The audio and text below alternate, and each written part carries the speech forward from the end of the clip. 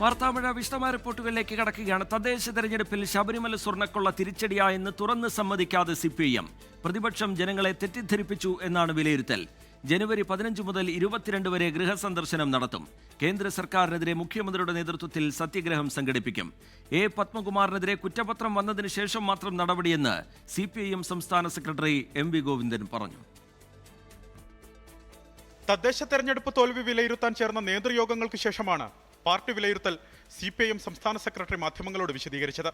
വിജയിക്കുമെന്ന അമിത ആത്മവിശ്വാസം, നഗരമേഖലയിലുണ്ടായ സംഘടനാ ദൗർബല്യം, പ്രാദേശിക തലത്തിലുണ്ടായ സംഘടനാ വീഴ്ചകളും തിരിച്ചടിയായെന്ന് പാർട്ടി വിലയിരുത്തി. ശബരിമല സ്വർണ്ണക്കൊള്ള തിരിച്ചടിയായെന്ന് തുറന്നു സമ്മതിച്ചില്ലെങ്കിലും ഈ വിഷയത്തിലെ പ്രതിപക്ഷ പ്രചാരണം ജനങ്ങളെ തെറ്റിദ്ധരിപ്പിച്ചു. UDFും BJPയും വിശ്വാസത്തെ രാഷ്ട്രീയ നേട്ടത്തിനു വേണ്ടി ഉപയോഗിച്ചെന്നും ആരോപണം. ശബരിമല പോലുള്ള പ്രശ്നങ്ങളിൽ UDFും BJPയും ശക്തിയായ കള്ളപ്രചാരവേല നടത്തിയിരുന്നു. ഇതുപയോഗിച്ച് വോട്ട് നേടാനുള്ള പരിശ്രമം അവർ നടത്തുകയുണ്ടായി. എന്നാൽ ആ പരിശ്രമം വിജയിച്ചു എന്ന് പറയാൻ സാധിക്കുന്നതല്ല. ശബരിമല സ്വർണ്ണക്കൊള്ള കേസിൽ പത്മകുമാറിന്റെയും N വാസുവിന്റെയും പങ്കിനെപ്പറ്റി വ്യക്തതയില്ലാതെ സംഘടനാ നടപടി എടുക്കില്ലെന്നും MV ഗോവിന്ദൻ. പത്മകുമാറിന്റെ പേരിൽ നടപടി എടുക്കണമെങ്കിൽ ഈ കൊള്ളയുമായി ഇവർക്ക് എന്താണ് ബന്ധം എന്നുള്ളത് കൃത്യമായിട്ട് തിരിച്ചറിയണം. തദ്ദേശ തെരഞ്ഞെടുപ്പിലേറ്റ തിരിച്ചടിക്ക് പിന്നാലെ വീടുകയറി രാഷ്ട്രീയ ഭേദമില്ലാതെ ജനങ്ങളുമായി സംവദിക്കാനാണ് CPIM തീരുമാനം.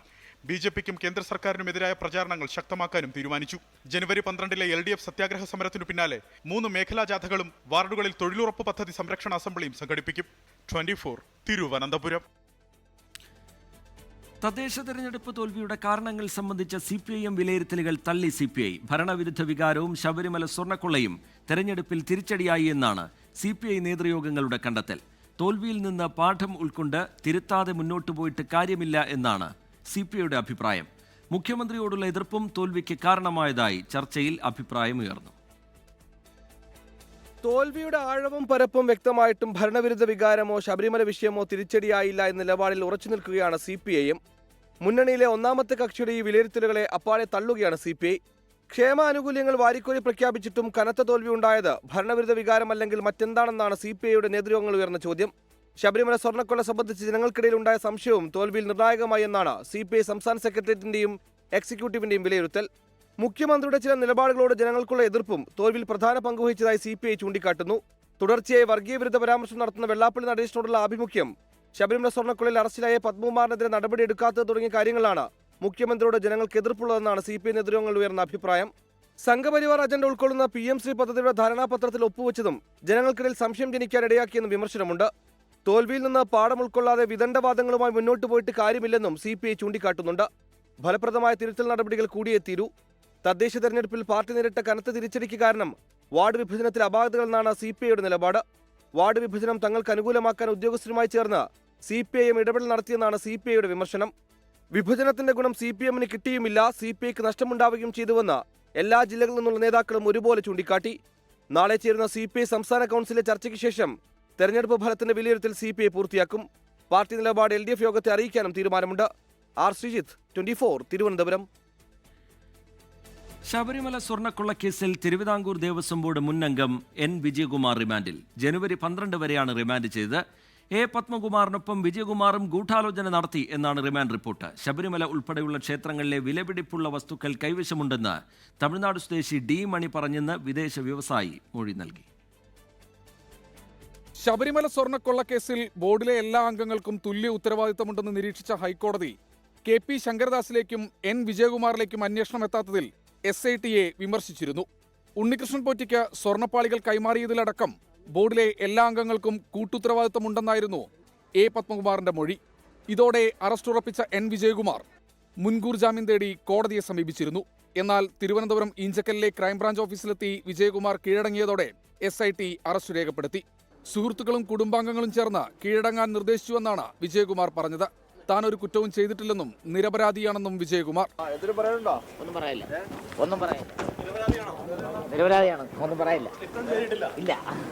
കീഴടങ്ങിയതിന് പിന്നാലെ കോടതിയിൽ നൽകിയ മുൻകൂർ ജാമ്യാപേക്ഷ വിജയകുമാർ പിൻവലിച്ചു. D. മണിയുടെ വാദങ്ങൾ പൊളിക്കുന്നതാണ് വിദേശ വ്യവസായിയുടെ വിശദമായ മൊഴി. പുരാവസ്തുക്കളിൽ താൽപ്പര്യമുള്ളതിനാൽ ഡിണ്ടിക്കലിലെ D. മണിയുടെ വീട്ടിലെത്തിയപ്പോഴാണ് അമൂല്യ വസ്തുക്കൾ ചാക്കിൽ കെട്ടിയ നിലയിൽ കണ്ടത്. വിലപേശലിലുള്ള തർക്കം മൂലം അമൂല്യശേഖരം കാണാൻ കഴിഞ്ഞില്ലെന്നും കച്ചവടം നടന്നില്ലെന്നുമാണ് പ്രവാസി വ്യവസായിയുടെ മൊഴി. D. മണിയുടെ D ഡയമണ്ട് അല്ലെന്നും ദാവൂദ് മണിയാണെന്നും ലോഹ കച്ചവടക്കാർക്കിടയിൽ മണി അറിയപ്പെടുന്നത് അങ്ങനെയാണെന്നും വ്യവസായി മൊഴി നൽകിയിട്ടുണ്ട്. ഡി മണിയെ SIT നാളെ ചോദ്യം ചെയ്യും. മറ്റു 3 പേരുടെ വിലാസത്തിലാണ് മണി ഫോൺ നമ്പറുകൾ എടുത്തിട്ടുള്ളത്. ഇവരോടും ഹാജരാകാൻ ആവശ്യപ്പെട്ടിട്ടുണ്ട്. അതിനിടെ smart creation CEO Pankaj Bhandari, Govardhan എന്നിവർക്കായി തിരുവനന്തപുരം വിജിലൻസ് കോടതിയിൽ SIT കസ്റ്റഡി അപേക്ഷ നൽകി. 24 തിരുവനന്തപുരം. ശബരിമല സ്വർണ്ണക്കൊള്ള കേസിൽ തിരുവിതാംകൂർ ദേവസ്വം ബോർഡ് മുൻ അംഗം N വിജയകുമാർ റിമാൻഡിലായി. ആ റിപ്പോർട്ടാണ് ഇപ്പോൾ പ്രേക്ഷകർ കണ്ടത്. ശബരിമല സ്വർണ്ണക്കൊള്ള കേസിൽ വിഗ്രഹക്കടത്ത് നടന്നിട്ടുണ്ടെന്ന് വ്യവസായി തന്നോട് പറഞ്ഞിട്ടില്ല എന്ന് മുൻ പ്രതിപക്ഷ നേതാവ് രമേശ് ചെന്നിത്തല 24നോട്. സ്വർണ്ണക്കൊള്ളയ്ക്ക് പിന്നിൽ വൻ സ്രാവുകളുണ്ടെന്നും രമേശ് ചെന്നിത്തല പറഞ്ഞു. ഏത് ഏജൻസി വന്നാലും LDFന് ഭയമില്ല എന്നായിരുന്നു M സുരാജിന്റെ പ്രതികരണം. 24 chief editor R Sreekandan Nair നയിച്ച സ്പെഷ്യൽ എൻകൗണ്ടറിലായിരുന്നു നേതാക്കളുടെ പ്രതികരണം. ശബരിമല സ്വർണ്ണക്കൊള്ള കേസിൽ അന്വേഷണം അട്ടിമറിക്കാൻ ഉന്നതതല ഇടപെടലുണ്ടെന്ന് മുൻ പ്രതിപക്ഷ നേതാവ് രമേശ് ചെന്നിത്തല. വ്യവസായി തന്നോട് പറഞ്ഞ കാര്യങ്ങൾ വെളിപ്പെടുത്താത്തത് അന്വേഷണം ദുർബലപ്പെടുത്തേണ്ടെന്ന് കരുതിയാണ്. 24 chief editor R Sreekandan Nair നയിച്ച സ്പെഷ്യൽ എൻകൗണ്ടറിലായിരുന്നു പ്രതികരണം. SIT അന്വേഷണം നല്ല രീതിയിലാണ്. അന്താരാഷ്ട്ര ബന്ധമുള്ളതുകൊണ്ട് കോടതിയുടെ മേൽനോട്ടത്തിൽ CBI അന്വേഷണം വേണം. ഇതിൻ്റെ പിന്നിൽ വലിയ മാഫിയ ഉണ്ട്. ആ മാഫിയയുടെ പ്രവർത്തനം കണ്ടെത്തണം.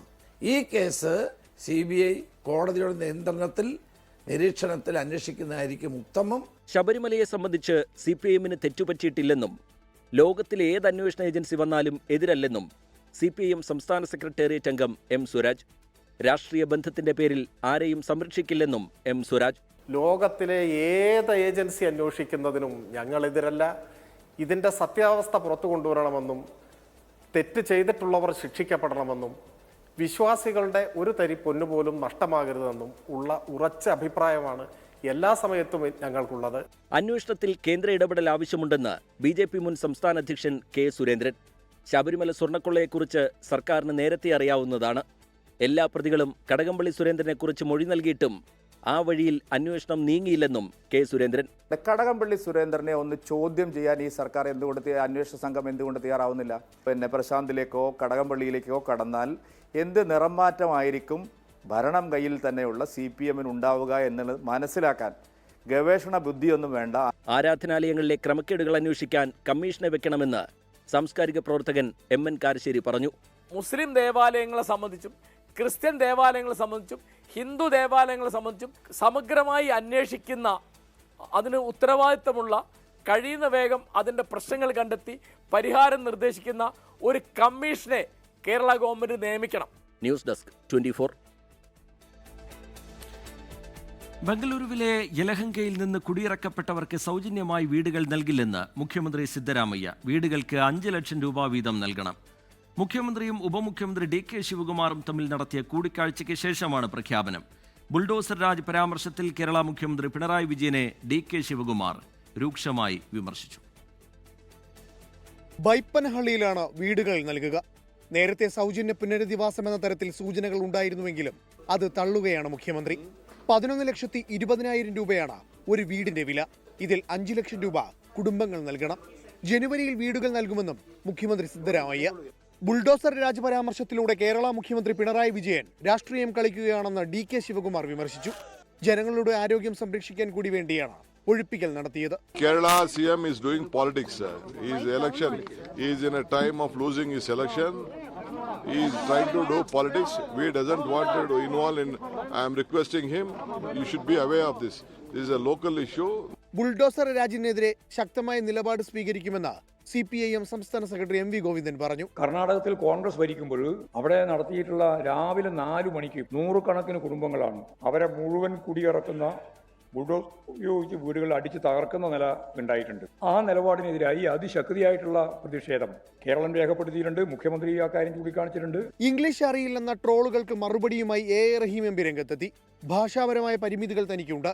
തന്റെ ഭാഷയിലെ വ്യാകരണം തിരയുന്നവരോട് വെറുപ്പില്ലെന്നായിരുന്നു പ്രതികരണം. എൻ്റെ ഭാഷാപരമായ പരിമിതിയെ, ഇംഗ്ലീഷിലെ പരിമിതിയെ ഊന്നിക്കൊണ്ട് ട്രോളുന്നവരോട് എനിക്ക് ഒരു വിരോധവുമില്ല. ഞാനത് മെച്ചപ്പെടുത്താൻ ഇനിയും ശ്രമിക്കും എന്നാണ് എനിക്ക് അവർക്കുൾപ്പെടെ കൊടുക്കാനുള്ള ഉറപ്പ്.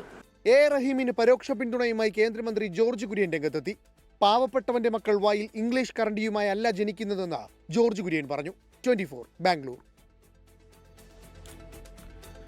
ഇപ്പോൾ ലഭിക്കുന്ന ഒരു വിവരം പ്രേക്ഷകരെ അറിയിക്കാം. വേടന്റെ പരിപാടിക്കിടെ തിക്കും തിരക്കും, നിരവധി പേർക്ക് പരിക്കേറ്റിട്ടുണ്ട്. കുട്ടികൾ ഉൾപ്പെടെ ആശുപത്രിയിലാണ്. കാസർഗോഡ് ബേക്കൽ ഫെസ്റ്റിനിടെയാണ് അപകടം ഉണ്ടായിരിക്കുന്നത്. പരിപാടിക്ക് സമീപം റെയിൽവേ പാളം മറികടക്കുന്നതിനിടെ യുവാവിനെ ട്രെയിൻ തട്ടി എന്ന വിവരം കൂടി അതിനൊപ്പം ചേർത്ത് വരുന്നുണ്ട്. യുവാവിന് ഗുരുതരമായി പരിക്കേറ്റിട്ടുണ്ട് എന്നാണ് ലഭ്യമായിരിക്കുന്ന വിവരം. ആ വാർത്തയുടെ വിശദാംശങ്ങളിലേക്ക് നമുക്ക് വരാം പിന്നീട്. വയനാട് മേലേപ്പാടിച്ചിറയിൽ ജനവാസ മേഖലയിൽ കടുവ ഇറങ്ങിയതായി സംശയം. കടുവ റോഡ് മുറിച്ച് കടക്കുന്നത് കണ്ടതായി യാത്രക്കാർ പറഞ്ഞു. വനപാലകർ സ്ഥലത്ത് പരിശോധന നടത്തുകയാണ്. ആദ്യം ഒരു പ്രതികരണത്തിലേക്ക്. ഞങ്ങൾ ജസ്റ്റ് സുൽത്താൻ ബത്തേരി പോയിട്ട് വരികയായിരുന്നു. ജസ്റ്റ് വരുന്നവരാണ് കണ്ടത്. നമ്മൾ വണ്ടി ജസ്റ്റ് ഈ ഒരു ടേണിങ് കഴിഞ്ഞ പാട് ജസ്റ്റ് അവിടെ നിന്ന് ജസ്റ്റ് ജമ്മല റോഡിലേക്ക് ഇറങ്ങിയ ഒരു ഫീലിങ്ങിലാണ് കണ്ടത്. ജസ്റ്റ് അതിൻ്റെ പിറകുവശമാണ് ഫസ്റ്റ് കാണുന്നത്. പിന്നെ പിറകുവശം നമുക്ക് കറക്റ്റ് മനസ്സിലായില്ല. പിന്നെ ജസ്റ്റ് ആ റോഡ് ക്രോസ് ചെയ്യുമ്പോൾ അതിന് കറക്റ്റ് കാണുന്നത്. ഒരു 4-5 പേര് കാറിൽ യാത്ര ചെയ്യുന്ന സമയത്ത് ഈ ചെമ്പരത്തി വേലിയുടെ അവിടുന്ന് കടുവ ഇറങ്ങി വരുന്നതായിട്ട് അവർ കുട്ടികളടക്കം ഒരു ഫാമിലി നേരിട്ട് കണ്ടതാണ്. അപ്പോൾ ഇവിടുത്തെ ജനങ്ങളെല്ലാം ആശങ്കയിലാണ്. ആളുകൾ തിങ്ങിപ്പറക്കുന്ന സ്ഥലമാണ്, രാത്രിയാണ്, അടുത്ത ഉന്നതികളുണ്ട്. ഒത്തിരി ആളുകൾ ഈ പ്രദേശത്ത് ഈ കടുവയുടെ സാന്നിധ്യം കണ്ട് പേടിയിൽ ഭയത്തോടു കൂടിയാണ് ഇപ്പോൾ എൻ്റെ ചുറ്റും ഇവിടെ നിങ്ങൾക്ക് കാണാം നിൽക്കുന്നത്. ഷഹദ് റഹ്മാൻ വിവരങ്ങളുമായി വയനാട്ടിൽ നിന്ന് ചേരുന്നുണ്ട്. ഷഹദ്, എന്താണ് നമുക്ക് ലഭ്യമാകുന്ന വിവരം? നേരത്തെ കടുവ ഇറങ്ങിയിട്ടുള്ള സ്ഥലമാണോ? നാട്ടുകാരെന്താണ് പറയുന്നത്? വനംവകുപ്പിന്റെ ഒരു പ്ലാൻ എന്താണ്? ഷഹദ് റഹ്മാൻ. റിജിത്ത്, ആദ്യം തന്നെ പറയട്ടെ, നിലവിൽ ഈ കടുവകളുടെ പ്രജനന സമയമാണ് ഈ കാലഘട്ടം എന്ന് പറയുന്നത്. അതുകൊണ്ട് തന്നെ പല ഇടങ്ങളിലായിട്ട് ഇത്തരത്തിൽ കടുവകളെ കാണുന്നതായിട്ട് യാത്രക്കാർ പറയുന്നുണ്ട്. ഇന്നലെ രാത്രിയും സമാനമായ രീതിയിൽ കടുവയെ കണ്ടതായിട്ട് ആളുകൾ പറഞ്ഞിട്ടുണ്ടായിരുന്നു. അതിന്റെ ദൃശ്യമടക്കം നമ്മൾ ഇന്ന് രാവിലെ വാർത്തയും കൊടുത്തു കാണാം. പാട്ടവയൽ ബത്തേരി റോഡിലാണ് ഇന്നലെ രാത്രി 8 മണിക്ക് ഇതുപോലെ ഈ യാത്രക്കാർ ഈ കടുവയെ കണ്ടിട്ടുണ്ടായിരുന്നത്. ഇന്ന് അല്പസമയം മുൻപാണ് ഈ പാടിച്ചെറിയിലും കടുവയുടെ സാന്നിധ്യമുണ്ട് എന്ന തരത്തിലുള്ള ഒരു സംശയം പുറത്തു വന്നിട്ടുണ്ടായിരുന്നത്. യാത്രക്കാരാണ് കണ്ടിട്ടുണ്ടായിരുന്നത്. മേലെ പാടിച്ചെറിയിലാണ് ഈ റോഡ് മുറിച്ച് കടക്കുന്നതായിട്ട് വഴിയാത്രക്കാർ ഈ കടുവയെ കണ്ടു എന്ന് പറയുന്നത്. ഇതിന്റെ അടിസ്ഥാനത്തിൽ അവിടെ വനപാലകർ വന്നിട്ടുണ്ടായിരുന്നു. വനപാലകർ വരികയും അവിടെ പരിശോധന നടത്തുകയും ചെയ്തു. എന്നാൽ കടുവയുടെ സാന്നിധ്യം നിലവിലെ സാഹചര്യത്തിൽ അവിടെ സ്ഥിരീകരിച്ചിട്ടില്ല. ഒരുപക്ഷെ ഈ വിദഗ്ധർ പറയുന്നത് അതുവഴി പാസ് ചെയ്ത് പോയതോ അല്ലെങ്കിൽ ഇതുപോലെ തന്നെ ഈ പ്രജനന സമയമായതുകൊണ്ട് തന്നെ റോഡ് അരികിലൂടെ കാട്ടിലേക്ക് കയറി പോവുകയോ ചെയ്തതായിരിക്കാം.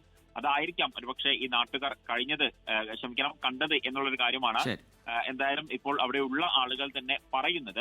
എന്തായാലും ഇക്കാര്യത്തിൽ ഒരു സ്ഥിരീകരണം വന്നിട്ടില്ല. പക്ഷേ തുടർച്ചയായിട്ട് ആവർത്തിച്ച് വനവകുപ്പ് പറയുന്നുണ്ട് ഇത് പ്രജനന സമയമാണ്. പലയിടങ്ങളിൽ പ്രത്യേകിച്ച് കാടിനോട് ശരി, വയനാട് മേലേപ്പാടിച്ചിറയിലാണ് കടുവാ ഭീതി. അവിടെ ജനവാസ മേഖലയിൽ കടുവയെ കണ്ടു എന്ന് യാത്രക്കാരാണ് പറഞ്ഞത്. വനവകുപ്പ് അതിനെ തുടർന്ന് അവിടെ പരിശോധന നടത്തുകയാണ്. ഷാഹിദ് റഹ്മാൻ വിവരങ്ങൾ പങ്കുവയ്ക്കുകയായിരുന്നു. കോട്ടയം മുരിക്കമ്പുഴയിൽ ലോറിക്ക് തീപിടിച്ചു. വൈദ്യുതി ലൈനിൽ തട്ടിയതാണ് അപകടത്തിന് കാരണം എന്നാണ് പ്രാഥമിക നിഗമനം. ഫയർഫോഴ്സ് എത്തി തീയണച്ചിട്ടുണ്ട്. ടോബി ജോൺസൺ വിവരങ്ങളുമായി ചേരുന്നു കോട്ടയത്ത് നിന്ന്. ടോബി, ഇത് ഇപ്പോൾ നമ്മൾ കാണുന്നത് നേരത്തെയുള്ള ദൃശ്യങ്ങളാണ്. വലിയ തീപിടുത്തമാണ് ഉണ്ടായിരിക്കുന്നത്. വിവരങ്ങൾ എന്താണ് ടോബി? തീർച്ചയായിട്ടും വലിയ തീപിടുത്തം തന്നെയാണ് ഉണ്ടായത്. 8:40 മുരിക്കമ്പുഴയുള്ള സ്കൈലൈനിന് സമീപത്തുള്ള റോഡിന് മുൻവശത്ത് വെച്ച് ഈ തീപിടുത്തം ഉണ്ടായത്. അവിടെ ഒരു പരിപാടിക്ക് ശേഷം ഒരു ഈവന്റ് മാനേജ്മെന്റ് പരിപാടിയായിരുന്നു. അതിൽ ഉണ്ടായിരുന്ന വസ്തുക്കൾ, കസേരകളും മറ്റുമെല്ലാം കയറ്റി ആ പരിപാടിക്ക് ശേഷം മടങ്ങുകയായിരുന്ന ഒരു നാഷണൽ പെർമിറ്റ് ലോറിയാണ്. അത് ഈ ഇടവഴിയിലൂടെ കയറി വന്നപ്പോൾ അവിടെ ഉണ്ടായിരുന്ന വൈദ്യുതി ലൈനിൽ തട്ടുകയും സ്പാർക്ക് ഉണ്ടാക്കുകയും തുടർന്ന് ഈ കസേരകളിലും സ്പോഞ്ചുകളിലും എല്ലാം തീപിടിക്കുകയുമായിരുന്നു എന്നാണ് നമുക്ക് മനസ്സിലാക്കാൻ സാധിക്കുന്നത്. അതിന് CCTV ദൃശ്യങ്ങൾ കൂടി ഇപ്പോൾ പുറത്തു വന്നിട്ടുണ്ട്. എന്തായാലും വലിയൊരു അപകടമാണ് ഉണ്ടായത്. ആ സമയത്ത് ആ വാഹനത്തിൽ ഡ്രൈവറും ക്ലീനറും ഉണ്ടായിരുന്നു. ഈ ഷോർട്ട് സർക്യൂട്ട് ഉണ്ടായപ്പോൾ തന്നെ, ഈ വൈദ്യുതി ലൈനിൽ തട്ടിയപ്പോൾ തന്നെ അവർ ആ വാഹനം നിർത്തി അതിൽ നിന്ന് പുറത്തിറങ്ങുന്നത് നമുക്ക് കാണാൻ സാധിക്കുന്നുണ്ട്. പക്ഷേ തീ വേഗത്തിൽ ആടിപ്പടരുകയായിരുന്നു. 2 യൂണിറ്റ് ഫയർഫോഴ്സ് എത്തിയാണ് തീ അണച്ചത്. നിലവിൽ സ്ഥിതിഗതികൾ ശാന്തമാണ്. ഈ വാഹനത്തിൽ ഉണ്ടായിരുന്ന ലോഡ് മുഴുവൻ കത്തിനശിച്ചു എന്നുള്ളൊരു വിവരമാണ് നമുക്കിപ്പോൾ പങ്കുവെക്കാനുള്ളത്. ടോബി ജോൺസൺ കോട്ടയത്ത് നിന്ന് വിവരങ്ങൾ പങ്കുവയ്ക്കുകയായിരുന്നു. വാർത്തകളിലേക്ക് വീണ്ടും. നേരത്തെ സൂചിപ്പിച്ച വാർത്തയുടെ വിശദാംശങ്ങളിലേക്കാണ് ഇനി പോകുന്നത്. കാസർഗോഡ് ബേക്കൽ ഫെസ്റ്റിൽ റാപ്പർ വേടന്റെ പരിപാടിക്കിടെ തിക്കും തിരക്കും, നിരവധി പേർക്ക് പരിക്കേറ്റിട്ടുണ്ട്. അരുൺ പാറയ്ക്കൽ കാസർഗോഡ് നിന്ന് വിവരങ്ങളുമായി ചേരുകയാണ്. അരുൺ, എന്താണ് സംഭവിച്ചത്? അരുൺ, ശ്രീജിത്ത്, പരിപാടി ഇപ്പോഴും തുടരുകയാണ്. ബേക്കൽ ഫെസ്റ്റിന്റെ ഭാഗമായാണ് വേടന്റെ പരിപാടിയും ഇവിടെ നടന്നത്. രാത്രി 8 മണിയോടുകൂടിയായിരുന്നു പരിപാടി നിശ്ചയിച്ചത്. പക്ഷേ ഈ ആളുകളുടെ എണ്ണം അധികമായിരുന്നു. സംഘാടകർ കണക്ക് കൂട്ടിയതിനപ്പുറത്തേക്ക് ആളുകൾ ഒഴുകിയെത്തി. ഇതോടുകൂടി തിക്കും തിരക്കും അനുഭവപ്പെടുകയായിരുന്നു. ബേക്കൽ ഫെസ്റ്റിൽ അറബിക്കടലിനോട് ചേർന്നുള്ള പ്രദേശത്തായിരുന്നു, റെഡ്മൂൺ ബീച്ചിനോട് ചേർന്നുള്ള പ്രദേശത്തായിരുന്നു ഈ ഫെസ്റ്റ്, ഈ ഒരു വേടന്റെ പരിപാടി സംഘടിപ്പിച്ചത്. അവിടേക്ക് ആളുകൾ ഒഴുകിയെത്തുന്ന ഒരു സാഹചര്യം ഉണ്ടായി. ആളുകളെ നിയന്ത്രിക്കാൻ കഴിയാതെ വന്നു. അത് മാത്രമല്ല, ആ തിരക്കിനിടയിൽപ്പെട്ട കുട്ടികൾ ഉൾപ്പെടെയുള്ള ആളുകൾക്ക് പരിക്കേറ്റു എന്നുള്ളതാണ്. പരിപാടിക്കെത്തിയ സ്ത്രീകളും കുട്ടികൾക്കുമാണ് കൂടുതൽ പരിക്കേറ്റിരിക്കുന്നത്. 10-ലധികം ആളുകളെ ഇപ്പോൾ നിലവിൽ ആശുപത്രിയിൽ പ്രവേശിപ്പിച്ചിട്ടുണ്ട്. ഈ പരിപാടിക്ക് സമീപമാണ് ഈ ബേക്കൽ റെയിൽവേ സ്റ്റേഷൻ ഉള്ളത്. അവിടെ പാളം മറികടക്കുന്നതിനിടെ യുവാവിന് ട്രെയിൻ തട്ടി എന്നൊരു വിവരം കൂടി ലഭിക്കുന്നുണ്ട്. ഗുരുതരമായി പരിക്കേറ്റ യുവാവിനെ കിംസ് ആശുപത്രിയിലേക്ക് എത്തിച്ചിട്ടുണ്ട് എന്ന വിവരം ലഭിക്കുന്നുണ്ട്. എന്തായാലും ആംബുലൻസുകൾ ഉൾപ്പെടെ ഇപ്പോൾ അങ്ങോട്ട് പോവുകയാണ്. പുറത്തേക്ക് ആളുകളെയും കൊണ്ട് ആംബുലൻസുകൾ ഉൾപ്പെടെ പോവുകയാണ്. വലിയ രീതിയിലൊരു തിക്കും തിരക്കും ഉണ്ടായിട്ടുണ്ട്.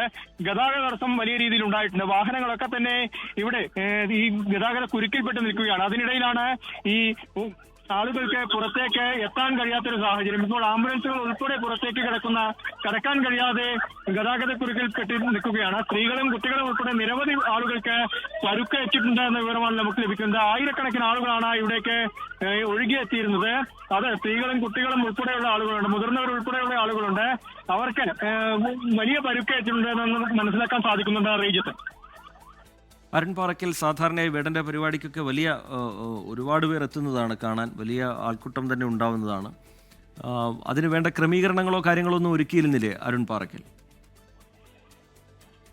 റീജിത്ത്, ക്രമീകരണങ്ങളൊക്കെ തന്നെ ഒരുക്കിയിരുന്നു. പക്ഷേ സംഘാടകർ കണക്ക് കൂട്ടിയതിനപ്പുറത്തേക്ക് ആളുകൾ വേടന്റെ പരിപാടിക്ക് എത്തി. ഗതാഗത കുരുക്ക്, അതായത് വാഹനങ്ങൾ പാർക്ക് ചെയ്യാൻ ഉൾപ്പെടെ സ്ഥലമില്ലാത്തൊരു സാഹചര്യം ഉണ്ടായി.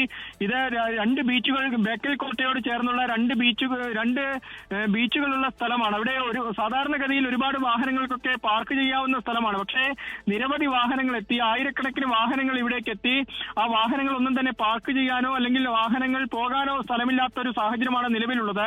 ആളുകളും അതിനനുസരിച്ച് ആയിരക്കണക്കിന് ആളുകൾ ഒഴുകിയെത്തി. അവരെ നിയന്ത്രിക്കാൻ കഴിഞ്ഞില്ല എന്നുള്ളതാണ് യാഥാർത്ഥ്യം. പോലീസും സംഘാടകരും ഒക്കെ ഉണ്ടായിരുന്നു. ആളുകളോട് ഈ പരിപാടി സ്ഥലത്ത് നിന്ന് കുറച്ച് വിട്ടുനിൽക്കാനൊക്കെ ആവശ്യപ്പെട്ടിരുന്നു. പക്ഷേ മരങ്ങളിലും ഒക്കെ കയറിയാണ് ആളുകൾ ഈ പരിപാടി കാണുന്നതിന് വേണ്ടി ശ്രമിച്ചത്. കാരണം ഈ 10ഓളം പേർക്ക് പരിക്കേറ്റിട്ടുണ്ടെന്ന് പറയുന്നു. അതിൽ തന്നെ കൊച്ചുകുട്ടികളും ഒക്കെ ഉണ്ട് എന്നാണ് അറിയാൻ കഴിയുന്നത്. എന്താണ് ആശുപത്രിയിൽ നിന്ന് ലഭിക്കുന്ന വിവരം? എന്താണ് ഇവരുടെ ആരോഗ്യനില സംബന്ധിച്ച് അരുൺ പാറയ്ക്കൽ? ശ്രീജിത്ത്, ഈ പരുക്കേറ്റ ആളുകളുടെ പേരുവിവരങ്ങളോ മറ്റു കാര്യങ്ങളോ ഒന്നും വ്യക്തമായിട്ടില്ല. നമുക്ക് ഈ നെറ്റ്വർക്കിന്റെ ഒരു പ്രശ്നമുണ്ട്, റേഞ്ചിന്റെ ഒരു പ്രശ്നമുണ്ട്. ആശുപത്രിയുമായി ബന്ധപ്പെടാനും കഴിയാത്തൊരു സാഹചര്യമാണ് നിലവിൽ. അവിടെ നിന്ന് ഈ ബേക്കൽ ഈ പരിപാടി സ്ഥലത്ത് നിന്ന് നമ്മളും പുറത്തേക്ക് കടക്കാനുള്ള ഒരു ശ്രമമാണ് നടത്തുന്നത്. ഇതിനിടെ ഈ പരുക്കേറ്റ ആളുകളെ ഉദുമയിലെയും അതുപോലെ തന്നെ പള്ളിക്കരയിലെയും ഒക്കെ ആശുപത്രിയിലേക്ക് പ്രവേശിപ്പിച്ചു എന്നാണ് നമുക്ക് പ്രാഥമികമായി ഇവിടെ നിന്ന് പോലീസ് ഉദ്യോഗസ്ഥരിൽ നിന്നും അതുപോലെ തന്നെ ആംബുലൻസ് ഡ്രൈവർമാരിൽ നിന്നും മനസ്സിലാക്കാൻ സാധിക്കുന്നത്. ഈ ട്രെയിൻ തട്ടി പരുക്കേറ്റ യുവാവിനെ കിംസ് ആശുപത്രിയിലേക്ക് മാറ്റിയിട്ടുണ്ട്. ആ യുവാവിന്റെ പേരുവിവരങ്ങളും ഒന്നും വ്യക്തമായിട്ടില്ല. 20 വയസ്സുള്ള യുവാവാണെന്നാണ് പറയുന്നത്. ശരി, അരുൺ പാറയ്ക്കൽ വിശദാംശങ്ങൾ പങ്കുവയ്ക്കുകയായിരുന്നു. കൂടുതൽ വിവരങ്ങൾ പുറത്തു വരേണ്ടതുണ്ട്. കാസർഗോഡ് ബേക്കൽ ഫെസ്റ്റിനിടയിലാണ് റാപ്പർ വേടന്റെ പരിപാടിക്കിടെ വലിയ തിക്കും തിരക്കും ഉണ്ടായത്. നിരവധി പേർക്ക് പരിക്കേറ്റിട്ടുണ്ട്. സ്ത്രീകളും കുട്ടികളും മുതിർന്നവരും അടക്കം 10ഓളം പേർക്ക് പരിക്കേറ്റിട്ടുണ്ട് എന്നാണ് പ്രാഥമികമായി ഇപ്പോൾ പുറത്തുവരുന്ന വിവരം. ഇവരെ ആശുപത്രിയിലേക്ക് മാറ്റിയിരിക്കുകയാണ്. പ്രതീക്ഷിച്ചതിൽ കൂടുതൽ ആളുകൾ വന്നതാണ് ഈ അപകടത്തിന് വഴിയൊരുക്കിയത് എന്നുകൂടി മനസ്സിലാക്കുന്നു. പരിപാടി ഇപ്പോഴും അവിടെ നടക്കുന്നുണ്ട് എന്നാണ് ലഭ്യമാകുന്ന വിവരം. ചെറിയൊരു ഇടവേളയിലേക്ക് നമ്മൾ പോകുന്നു. ഇടവേളയ്ക്ക് ശേഷം തിരികെ എത്തും. Short break. വാർത്താമഴയിലേക്ക് വീണ്ടും. പാലക്കാട് അട്ടപ്പാടി കോട്ടത്തറയ്ക്ക് സമീപം കാൽമുക്കിയൂരിൽ നടുറോഡിൽ കാട്ടാന ഇറങ്ങി. മണ്ണാർക്കാട് ചിന്നത്തടാകം അന്തർ സംസ്ഥാന പാതയിലാണ് കാട്ടാന നിലയുറപ്പിച്ചത്.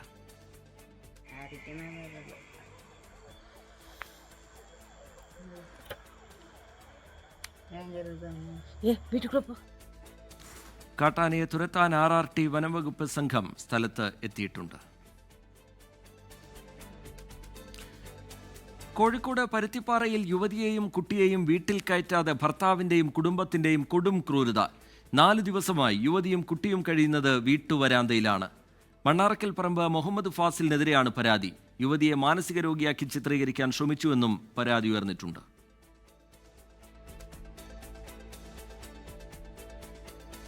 ഞങ്ങൾക്കൊരു ഭക്ഷണമോ കാര്യങ്ങളോ ഒന്നുമില്ലേനോ. മോനിക്കാണെങ്കിൽ അലർജിയാണ്. ഓനും ഒരു ഇതില്ലാതെ അവിടെ ഉറങ്ങുമ്പോൾ നെട്ടിച്ചാടുക. അങ്ങനെയൊക്കെയാണ് ഇവിടുത്തെ അവസ്ഥ.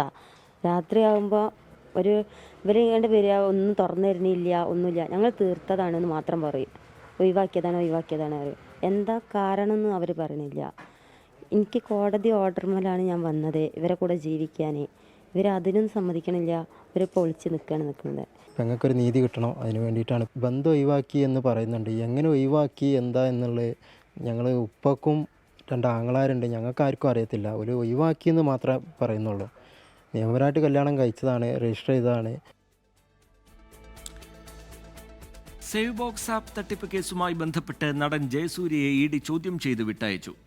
സേവ് ബോക്സ് ആപ്പിന്റെ ബ്രാൻഡ് അംബാസിഡറാക്കാൻ ജയസൂര്യ കരാർ ഒപ്പിട്ടിരുന്നു. ഇതിന്റെ പശ്ചാത്തലത്തിലാണ് ചോദ്യം ചെയ്ത്. രാവിലെ 11 മണിക്ക് ആരംഭിച്ച ചോദ്യം ചെയ്യൽ വൈകിട്ട് 5 മണി വരെ നീണ്ടു. കേസിൽ 2ാം തവണയാണ് ജയസൂര്യയെ ചോദ്യം ചെയ്യുന്നത്. ജയസൂര്യയുടെ ഭാര്യ സരിതയുടെയും മൊഴിയെടുത്തു.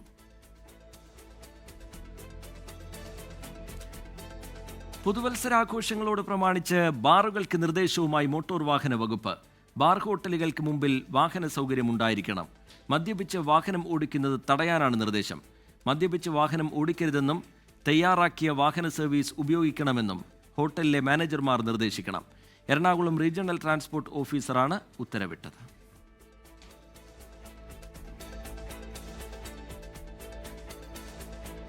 വാർത്താമഴ പൂർത്തിയാകുന്നു. ഇനി പോലീസ് ഡയറി കാണാം. പ്രേക്ഷകർക്കൊപ്പം സുഹൈൽ മുഹമ്മദ് എത്തും. നമസ്കാരം.